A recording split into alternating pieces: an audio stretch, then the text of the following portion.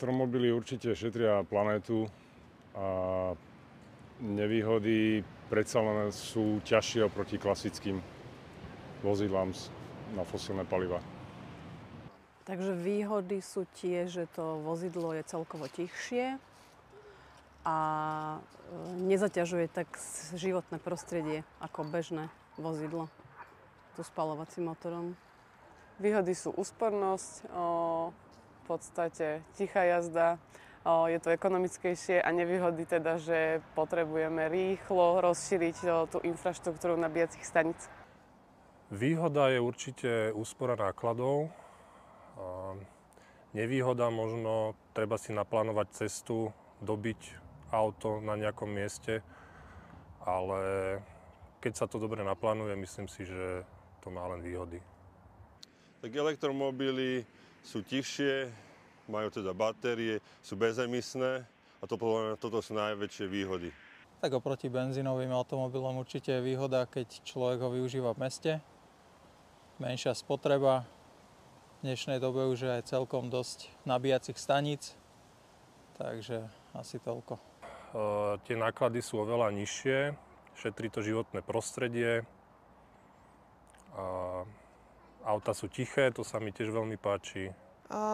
Určite by som to odporúčila, pretože elektromobily a takéto ekologické spôsoby dopravy sú určite cesta do budúcnosti. Takže áno, kamaráti jazdia na elektromobiloch a sú veľmi spokojní s vozidlom. Nevýhody. Asi, že je to ešte malinko v plienkach, že není to ešte úplne dotiahnuté, ale už sa to rozbieha pomaličky. Výhody elektromobilu určite sú lacné prevádzkové náklady, netreba platiť pohonné hmoty a ostatné veci. Pekné je aj zrýchlenie, ktoré auto vedia ponúknuť.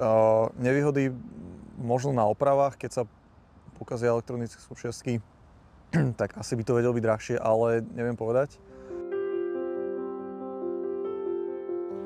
Európa aj Amerika sa boja práve vysokej konkurencie a vyššieho predaja týchto vozidiel z Číny.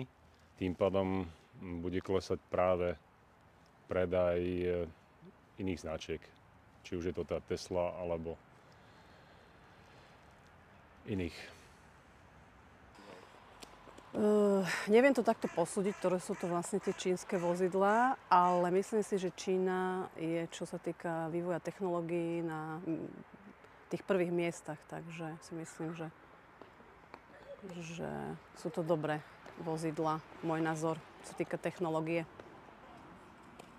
Čína je lídrom, čo sa týka vývoja batérií, takže myslím si, že na to majú.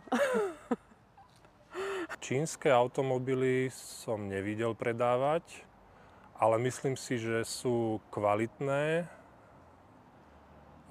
Čína je v tomto určite pokroková a určite by som rozmýšľal nad kúpou takého auta. Ale čo sa týka elektroniky, tak Čína je, myslím si, že v popredných priečkách celosvetovo, takže ani s tými elektromobilmi by nemal byť taký problém. Čína ide veľmi rýchlo, pokrokovo s technológiami, takže je fajn mať cenovo dostupné vozidlo za nižšiu cenu.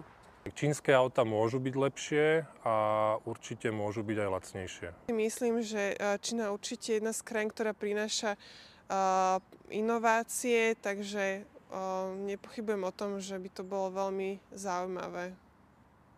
Čo sa týka Číny ako giganta proste, čo sa týka elektroniky, tak tam asi nie je o čom, tak ako vedia spraviť perfektné, malé, smart elektronické veci, tak si myslím, že pri tých autách to nebude výnimkou a bude to konkurencieschopné. Ale verím to, že môžu byť dobre, pretože Čína je elektronický gigant a predávajú sa tam mnohé veci, dokonca aj súčiastky, takže môže to byť dobrá vec.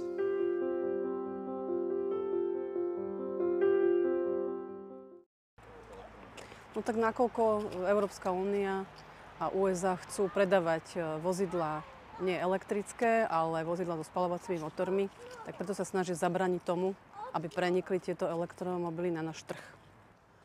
Tak snažia sa chrániť tunajších a Európsku úniu USA, ale teda vzhľadom na to, že ľudia by radi mali cenovo dostupné autá, tak by bolo fajn pristúpiť k tomu, aby teda bolo možné brať elektromobily z Číny. Asi sa boja konkurencie a dovozu nekvalitných elektroautomobilov, ale myslím si, že tieto auta sú kvalitné. Takže problematiku toho uvalenia cla Európskej únie na čínske automobily a elektromobily tu nepoznám. Avšak myslím si, že teda vzhľadom k tomu, že čínske elektromobily určite budú cenovo dostupnejšie, tak ide v podstate o nejaký spôsob, ako obmedziť konkurenciu v tomto smere. No clá podľa mňa uvalili kvôli tomu, alebo chcú uvaliť tie clá, aby sa predávali ťažšie a boli menej dostupné a aby sa tie automobilky, ktoré už sú teraz rozpracované, tu majú rozbehnutý biznis, aby aj naďalej mohli, jak by som to povedal, biznis, aby im išiel stále ďalej. Tak určite to bude podľa mňa kvôli tomu, že Európa chce hlavne svoje európske autá. Moc sem nechcú púšťať niekoho cudzieho, takže asi skôr ten konkurenčný boj. Tak tie vysoké clá, ktoré teraz vlastne prišli na tieto vozidlá, táto téma je taká, no nemám to nejako naštudované, ale teda počul som o tom. Ťažko povedať, čo je za tým, či je za tým možno sú lokálni dodávateľia a výrobcovia aut chránia proste svoj, nazvime to piesoček, svoju klientelu, aby sa to nedrobilo medzi ďalších. Neviem, no ale je to také trošku možno nefér pre toho konečného spotrebiteľa, keďže tá cena tých elektrických aut je vyššia ako pri autách so spaľovacím motorom, tak toto by sa možno vedelo dostať k širšiemu spektru ľudí, ktorí proste nemajú taký budget, aby šli do nejakého fakt, že plnohodnotného elektromobilu.